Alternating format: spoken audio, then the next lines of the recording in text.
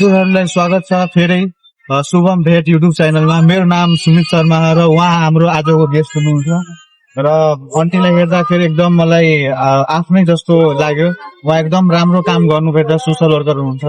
र अन्टी तपाईँको विगतमा पढाइ लिखाइ के बताउनुहुन्छ, के पहिला गर्नुभएको? सबभन्दा सर्वप्रथम मेरो छोरा, मैले छोरा मानेको छु। छोराको भ्लग एकदम देशव्यापी होस्, राम्रो होस्, सामाजिक सन्देशहरू राम्रो राम्रो फैलोस्, मेरो धेरै धेरै आशीर्वाद छ छोरालाई। मेरो परिचय गंगा छोर्खा, दोलखामा जन्मेको हो र म अहिले रौतहट चल्लाडिङ्गापुरमा बस्छु। मैले 56 सालमा चाहिँ मैले कोर्स शिक्षा सुपरभाइजर कामहरू गरेँ। मेरो शिक्षा चाहिँ थिएन त्यतिखेर। शिक्षा नभए पनि मैले चाहिँ अवसरहरू पाउँथेँ। त्यो बेलादेखि मैले अवसरहरू पाउँथेँ, जस्तो दलित जनजागरणहरूबाट आएको कोटाहरूमा। अहिले पनि मधेसी समुदायमा चाहिँ कति महिलाहरू अझ पनि घरभित्र नै बन्द छन्। त्यो आएको कोटाहरू चाहिँ मैले बिनगडा, बरियापुर, देवारी बनाई भन्ने हाम्रो रौतहटमा चाहिँ मैले काम गर्थेँ। बच्चाहरूलाई चाहिँ शिक्षा दिनुपर्छ भनेर उहाँहरूको गार्जेनहरूलाई चाहिँ मैले कन्भिन्स गराएर उहाँहरूलाई रासन लगिदिएर, बालबच्चालाई किताब लगिदिएर मैले त्यसरी काम गर्थेँ। त्यसपछि एकदम त्यता लडाईँ सुरु भयो। लडाईँ सुरु भएपछि मेरो काम स्थगित भयो।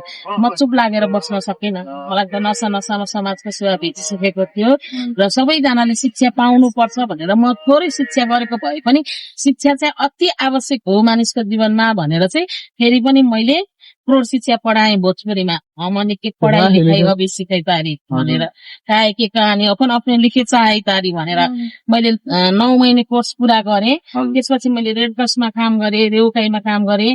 मैले 56 सालमा 6-7 क्लास पढेर मेरो घरैसी प्रब्लमले गर्दा म म्यारिड भएँ। त्यसपछि फेरि पनि मलाई शिक्षाका अनुभूति भएको भएर फेरि मैले 64 सालदेखि मैले 7 क्लासबाट फेरि सुरु गरेँ र मैले ग्याप गर्दै मेरो आफ्नो जीवन शैलीहरू, सङ्घर्षका पानाहरू त धेरै नै छन् मसँग र पनि मैले 74 मा टुवेल्भ क्लियर गरेँ र म अझ पनि चाहन्छु म +2 गर्छु भन्ने मेरो चाहिँ जिज्ञासा छ। अहिले चाहिँ म यस्तै समाजको कामहरू गर्छु। राष्ट्रिय स्वतन्त्र पार्टीबाट चाहिँ म महिला तथा बालबालिका ज्येष्ठ नागरिक संयोजक, केन्द्र विद्यार्थी, गरिब विपन्न अपाङ्गहरूको लागि आवाज उठाउँछु। मेरो आवाज कहाँसम्म उठ्छ मलाई थाहा छैन, कहाँसम्म पुग्छ र यो सुनवाई हुन्छ कि हुँदैन थाहा छैन, तर म हिम्मत हार्दिन, म काम गर्छु। र अहिले पनि म हेर्नुलाई जाँदैछु। चालकहरूको विषयमा बोलिदिन पर्यो, तपाईँ आइदिन पर्यो, तपाईँले नबोलेर कसले बोल्छ भने आज म हिँड्दै गर्दाखेरि त आजको ताजा खबरलाई देखेर मान्छेले यो किन बोल्न गई भन्छन् होला, तर मैले त्यो कुरा भोगेको छु। जुन मैले 64 सालमा भोगेको छु, धेरै भोगेको छु मैले। मेरो श्रीमान साउदीमा गार्डेक्स हुँदाखेरि मैले भोगेका पीडाहरू त्यो व्यक्त गरेर साध्य नै छैन बाबु। अनि अन्टी जुन यो बच्चा जुन मर्यो नि, यो 10 वर्षको, त्यो कुरा छोड्दैउ। त्यस्तो धेरै छन् अहिले चाहिँ समाजमा। यस्ता नानी बाबुहरू मोबाइलको कारणले हो कि अथवा घरैसी प्रब्लमले हो, धेरै बच्चाहरूले सुसाइड गरेका छन्। किन गर्छन्? अब यस्ता सङ्घ संस्थाहरू, बालबालिका संस्थाहरू छन्। संस्थाहरू त धेरै छन्, तर के कमी कमजोरीले यस्तो हुन्छ?